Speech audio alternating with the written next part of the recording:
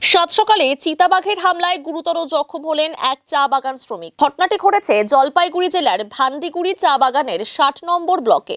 আহত শ্রমিকের নাম ঝুটু মোড়াও, সে করলা লাইনের বাসিন্দা।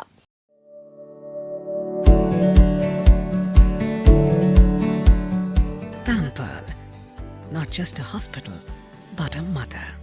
এদিন সকালে পাতা তোলার কাজ করার সময় হঠাৎ করে চিতাবাঘটি ঝোপ থেকে বেরিয়ে ঝাঁপিয়ে পড়ে তার ওপর। তার চিৎকারে অন্যান্য শ্রমিকরা ছুটে এলে বাঘটি পালিয়ে যায়। ঝুটু মোড়াওকে তড়িঘড়ি জলপাইগুড়ি মেডিকেল কলেজ ও পরে সুপার স্পেশালিটি হাসপাতালে নিয়ে যাওয়া হয়। ঘটনার পর এলাকায় ব্যাপক চাঞ্চল্য ছড়িয়ে পড়ে। বর্তমানে বনকর্মীরা চা বাগান এলাকায় টহলদারি চালাচ্ছে।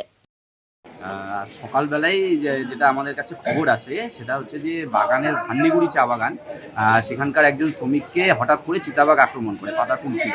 তো সেই সময় যখন আক্রমণ করে মারাত্মকভাবে এসে যা দেখলাম যে সেই চা শ্রমিক মারাত্মকভাবে জখম হয়েছে।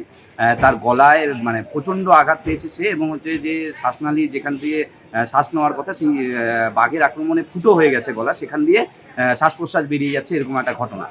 ফলে আমরা এসেছিলাম, দেখলাম কি অবস্থা, এবং তার সঙ্গে চিতাবাঘের লড়াই হয়েছে।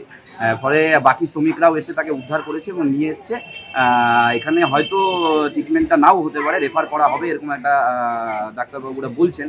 ফলে দেখা যাক কী হয়। আমরা তার সুস্থতা কামনা করি এবং আমরা চাই যে বন দপ্তর এবং হচ্ছে বাগানের কর্তৃপক্ষ তারাও বিষয়টা দেখুক যে এইভাবে হচ্ছে বাগানে চিতাবাঘ ঢুকে যাচ্ছে। মাঝে মাঝেই তো এমন ঘটনা ঘটছে, আমরা শুনতে পাই। ফলে বন দপ্তর বিষয়টা দেখুক, এটাই আমরা।